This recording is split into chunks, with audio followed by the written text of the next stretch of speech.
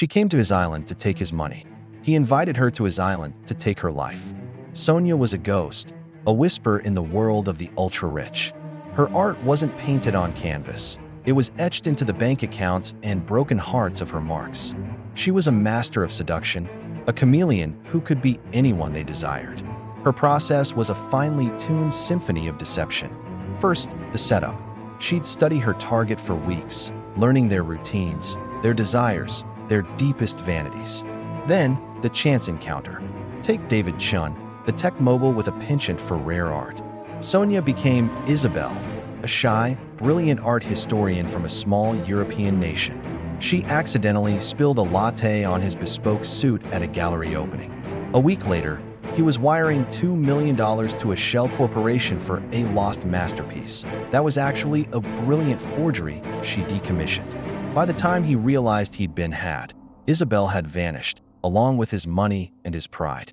Then there was Marcus Thorne, the aging real estate baron haunted by a lost love.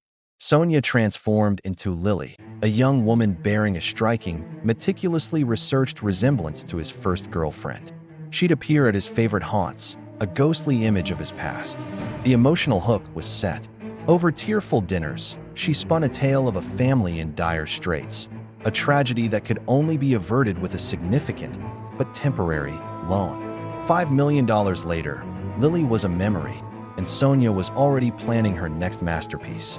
Her new target was the ultimate prize, Ivan Volkov, a reclusive billionaire who'd made his fortune in shadowy international logistics and tech. He was a phantom, with almost no public photos and a reputation for extreme privacy. For Sonia, he was Everest. The challenge was irresistible. Getting to him was nearly impossible, but Sonia had her ways.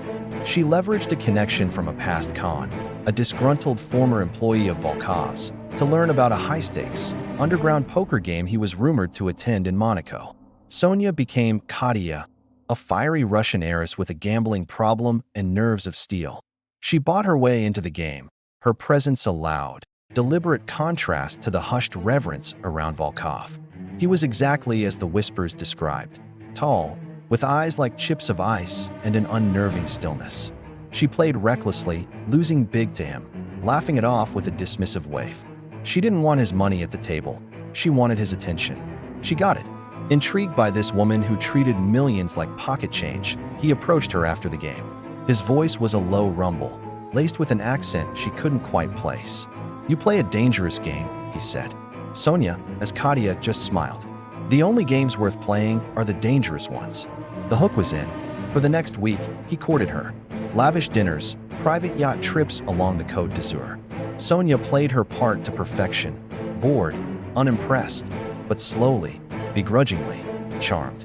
She dropped hints of a massive inheritance tangled in legal red tape, a problem a man of his influence could easily solve. The seed of the con was planted. Then came the invitation.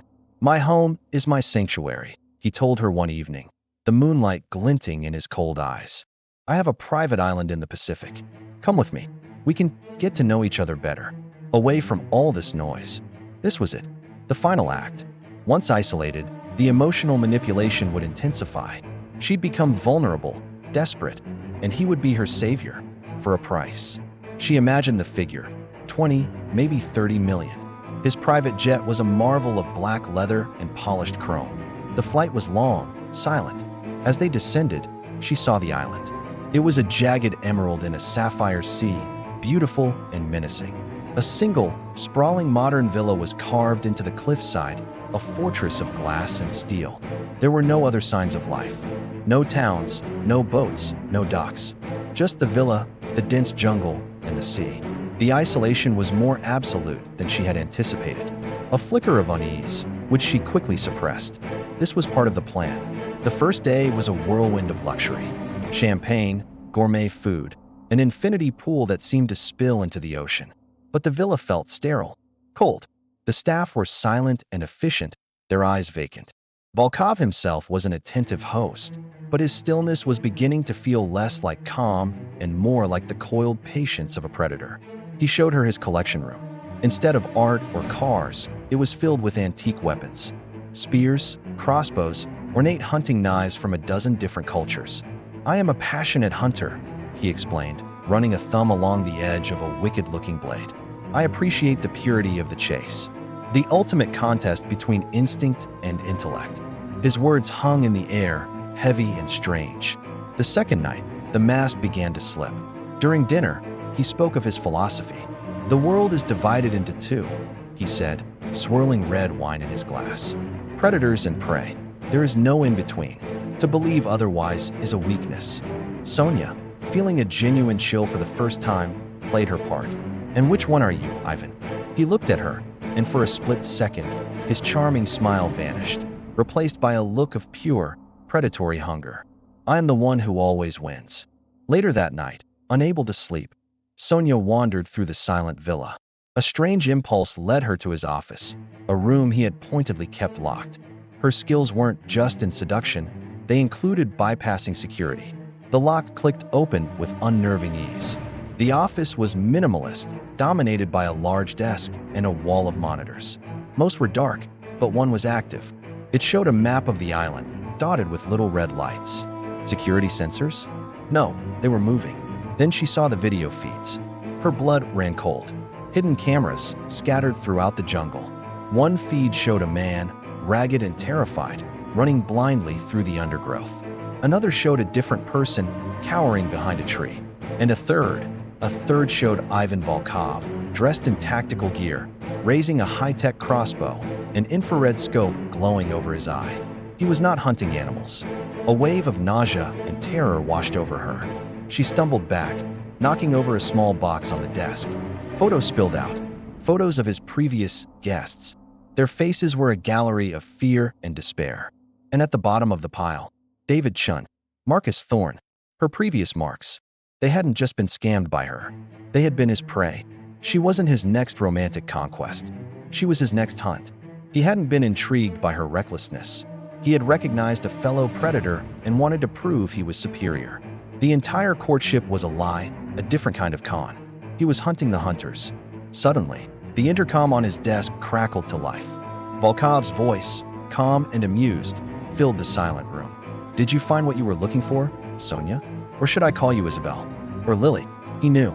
He had known all along. "The game begins at sunrise. I'll give you a 10-minute head start. Do try to make it interesting." Panic gave way to pure survival instinct. She was no longer the con artist. She was the prey. She bolted from the villa, plunging into the dense, unfamiliar jungle as the first rays of dawn sliced through the canopy. The hunter had become the hunted. Hours turned into a blur of running, hiding, and listening. The sounds of the jungle were a terrifying symphony. Every snapped twig, every rustle of leaves, a sign of her impending doom. She could feel his presence, a sixth sense telling her he was toying with her, closing in. Armed with nothing but her wits, the same wits that had toppled millionaires, she scrambled through thorny bushes and over moss-covered rocks. The predator in her, the one that had been so successful in boardrooms and bedrooms, was now fighting for her very life. The jungle opened up abruptly. She was at the edge of a cliff. 100 feet below, the black, churning sea smashed against jagged rocks. There was nowhere else to run. Behind her, she heard the soft crunch of a footstep. He was there. The hunt was over. She turned slowly. Ivan stood 20 feet away, the crossbow aimed squarely at her heart, a cruel smile playing on his lips. "Checkmate," he said softly. Does she jump into the raging sea, risking a certain death on the rocks below? Or does she turn and face her hunter with one last desperate gamble? What do you think she does next? Let me know in the comments below. And if you enjoyed this story and want to find out what happens to Sonia, make sure to hit that like button, share this video with a friend, and subscribe for more thrilling tales. Thanks for watching.